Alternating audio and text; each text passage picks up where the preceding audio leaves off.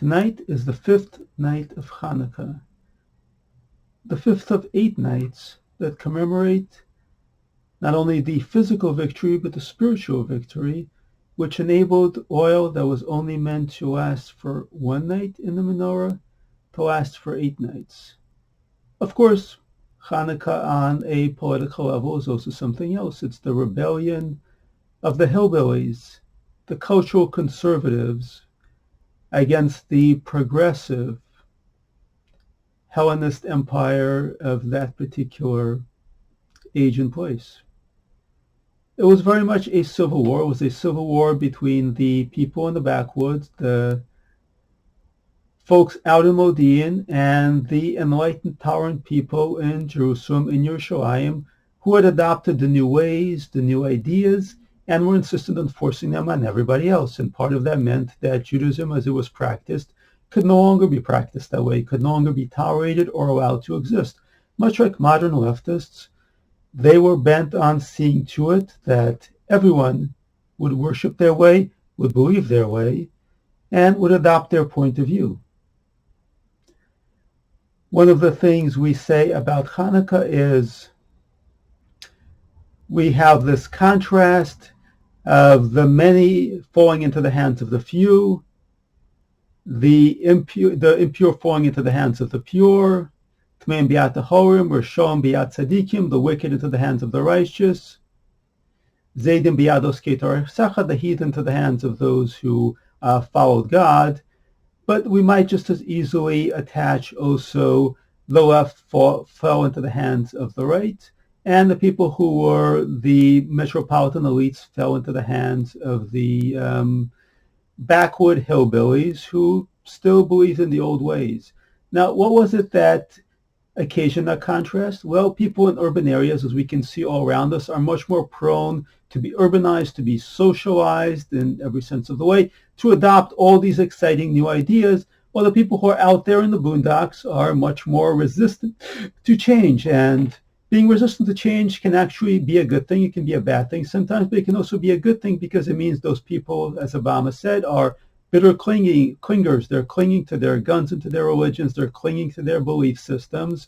They're not so willing to go with the times, to just change, to transform their entire way of life because a better way of life has come along.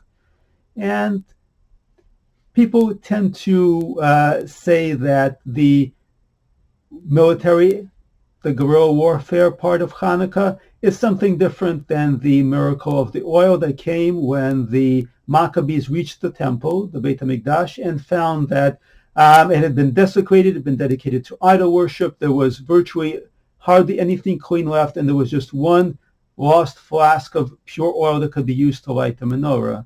And yet the two things are fundamentally part of one larger whole.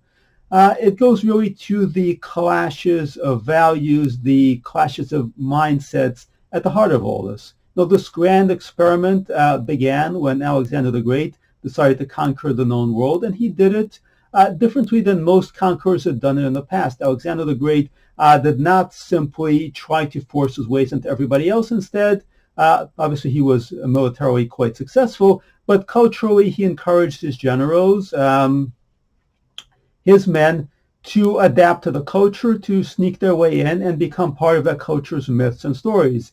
And by Chanukah time, this approach had itself demonstrated the problems because, much like the Trojan horse, cultural imperialism came through the door. It came through seemingly disguised as being for your own good. This is something the left very much does. It's something that any number of Jews and Christians have experienced when they've seen their churches and synagogues hollowed out from the inside out by people who came in claiming to share a common identity with them, common sets of values, only to destroy it from within. The Hellenic ambition had planted ideas within the cultures, the countries that it infiltrated, and by the time that Chanukah arrived, there was a full-fledged civil war between the people who had accepted those ideas, and those ideas included any number of things. One of them was the supremacy of materialism. The Greeks certainly believed in all sorts of gods and goddesses, but they also believed that the world was very much grounded and that certainly a flask of oil is not just going to burn for 8 nights if it can only do one night. There's a miracle is possible if it's an open miracle, if it's an open transformative event, but not a divine force hidden within the world. And by this point, life for Jews had got more challenging. There was less of a direct visible connection to miracles. And yet there was this incredible hidden miracle that showed the limitations of this materialistic worldview, one we are still very much living with. There's the famous Soviet anecdote, the Russian astronauts go into space and they don't see God. Therefore, God does not exist. There's no God because we didn't see God in space. And the idea of Chanukah is that we see God in space and in time. It means that we see him when he is not visibly apparent, when he is not materially there. The Greek gods are very much materialist concepts. The Jewish God was something else. It was something hidden. The Jewish idea of God, not the Jewish idea of God, but not the Jewish God, but the Jewish idea of God was a force that pervaded the entire universe. One that we might not be able to see, one that we might not be able to detect, but one that was very much immanent, that had a continuing impact on our lives, and one that was not indifferent to our fate, even if we might not see God there. And if you picture it, the Maccabees, those men who had declared the supremacy of God, who had declared that there was no one like God in the world and had put their lives on the line for that, who had fought and died for it. And they came to the Holy Temple, and there was a question: was it all real? Did they simply win because, as Napoleon supposedly said, God is on the side of the bigger cannons? Was it just a matter of better tactics, better morale, luck, various other common sense materialistic explanations, or was there something more to it after all?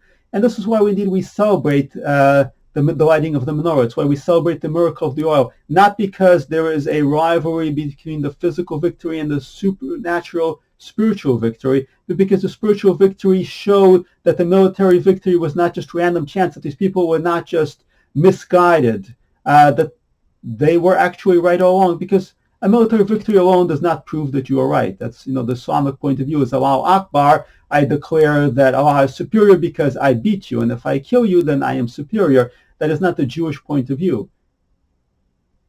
The Jewish point of view is that military victory alone does not demonstrate anything. The Jews have obviously lost plenty of wars. We have won plenty of wars. When we win a war, yes, we credit it to God, but when we lose a war, we also credit it to God. We do not believe that might makes right. So in that moment, they arrive at the temple. There is a desecrated menorah. Perhaps there is no menorah at all. There are various opinions on that subject. It's possible they just used the spears of the men themselves who had fought there for the menorah. They build one out of wood, is a common position. They do something that is placeholder, that is makeshift. They can't wait. They need to know, is God actually behind this? Or, is this something that we did ourselves? And then really, why do we bother fighting the Greeks after all? The Syrian Greeks, I should clarify. Why do we bother doing this in the first place? Maybe they were right all along. And when the oil continues to burn, it burns beyond what is possible in the material realm. They understand, they know that yes, they were right, that there is a God, that God is present, that God is not indifferent to their affairs. And that is the meaning of Chanukah. It is a conservative revolt, a revolt by the backwoods, hillbillies, yes, against the decadence of the urban elites. But it is climaxed with this knowledge, this revelation, that even when God is not perhaps speaking to us in a direct form, perhaps it is not as obvious, God is still there. God is not indifferent to our fate. God watches over us, and even in the darkest of times. And Chanukah, associated with the solstice, certainly overlaps with those darkest of times. The nights get longer, the darkness spreads, there is less light. And yet in the middle of that, we can roll back that light. We can experience God even when things seem to be at their worst. And when we experience that, when we know that God is there with us in the good times, in the bad times, we know that win or lose, we are doing the right thing. And that God is with us, and that there will ultimately be a good outcome, even if we do not live to see it, even if seemingly our society will not live to see it. Chanukah is a reminder that the light is there and that we need to look for that light even when it appears to be hidden. Chanukah Sameach.